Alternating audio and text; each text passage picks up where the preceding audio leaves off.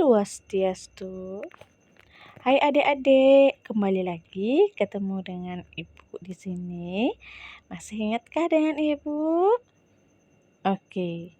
Nama Ibu Igusti Ayu Padmayanti. Pada pertemuan hari ini, kita akan bahas mengenai materi Atman. Ada yang sudah tahu apa itu Atman atau pernah mendengar tentang Atman? Oke. Nah, coba perhatikan slide yang Ibu berikan.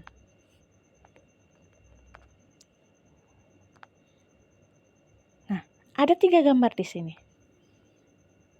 Sebelum Ibu jelaskan mengenai materi Atman, nah, coba perhatikan gambar yang Ibu berikan. Nah, apa sih kaitan antara ada manusia, hewan, tumbuhan dengan Atman itu? Ya, sekarang kita akan bahas itu. Oke, pada bab ini kita akan bahas mengenai apa saja. Nah, oke. Yang pertama, pengertian Atman. Yang kedua, gambaran tentang Atman. Yang ketiga, fungsi Atman. Yang keempat, sifat Atman dan Brahman. Yang kelima, perbedaan Atman dengan roh. Dan yang terakhir adalah sloka-sloka tentang Atman.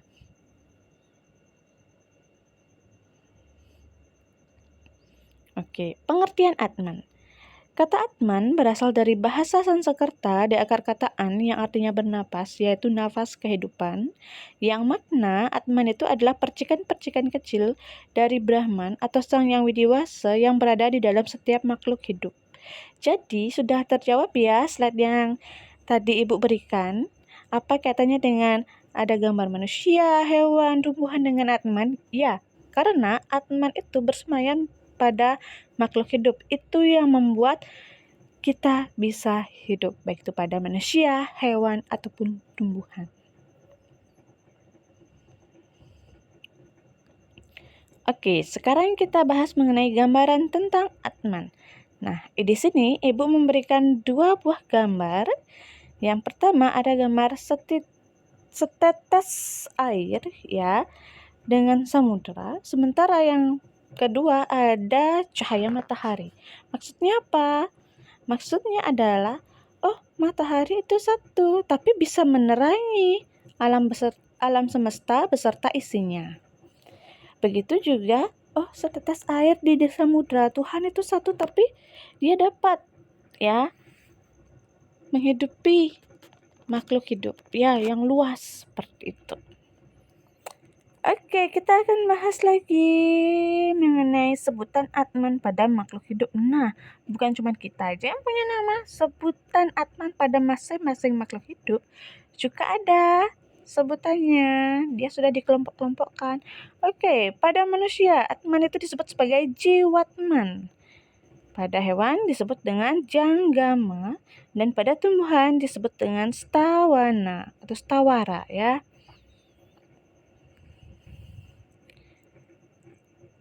Oke, fungsi Atman. Yang pertama, Atman sebagai sumber hidup cipta dan stula sarira makhluk. Yang kedua, bertanggung jawab atas baik buruk atau amal dosa dari makhluk yang bersangkutan. Yang ketiga, menjadi tenaga hidup dari suksema sariranya makhluk yang bersangkutan. Jadi ada 3 fungsi Atman ya.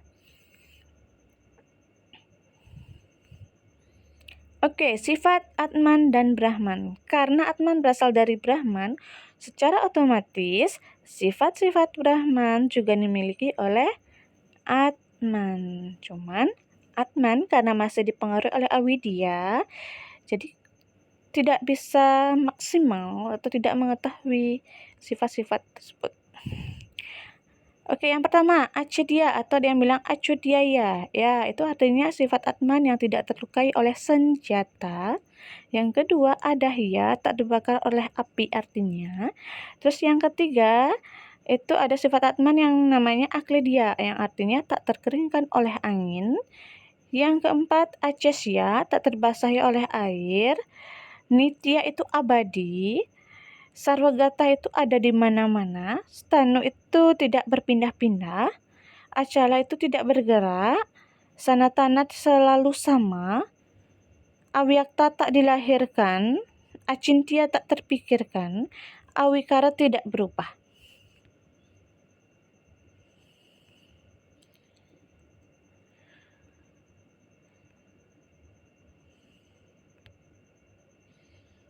Oke, perbedaan Atman dengan roh. Seringkali orang bingung antara Atman dengan roh, padahal itu sebenarnya berbeda.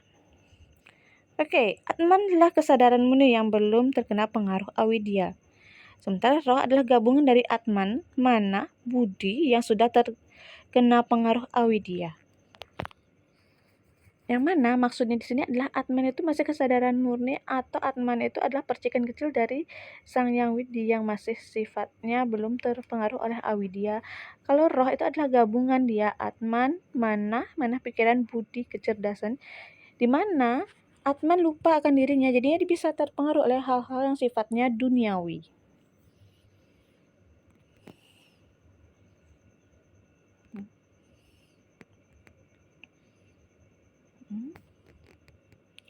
Oke, kita akan lanjut ya. Sloka-sloka tentang Atman. Oke, yang pertama, Atman, Brahman, Aikyam. Atman dan Brahman itu adalah satu atau tunggal. Yang kedua, Aham Brahman Asmi, artinya aku adalah Brahman. Tatwamasi itu adalah engkau atau setiap makhluk hidup itu sebenarnya ada Brahman. Jadi kita harus saling memaafkan, saling toleransi antar umat. Tidak ada membeda-bedakan yang satu dengan yang lain, seperti itu ya. Sarwam Brahman Mayam Sarwa Kauvida Brahma, artinya semua itu Brahman, segalanya adalah Brahman, itu maksudnya. Jadi sloka tentang Atman ini mengajarkan kita untuk kita selalu menghormati orang lain. Jangan ego sendiri. Kalau kita menyakiti dia sama dengan kita sebenarnya menyakiti diri kita sendiri. Kita semua itu adalah saudara. Oke, jadi kesimpulan pada hari ini ya, dapat kita simpulkan mengenai materi Atman, yaitu Atman adalah percikan kecil dari ide Sang Yang Widiwasa yang memberikan kehidupan kepada makhluk hidup. Sifat Atman hampir sama dengan Brahman karena Atman berasal dari Brahman. Atman berbeda dengan roh karena Atman adalah kesadaran murni sedangkan roh adalah gabungan dari Atman, Mana, dan Budi. Oke, cukup sekian pemaparan materi dari Ibu.